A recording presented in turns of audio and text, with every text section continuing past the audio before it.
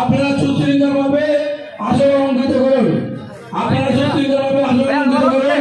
Jalalabad union যুবদলকে উপজেলা যুবদলের পক্ষ থেকে ধন্যবাদ এবং মোবারক।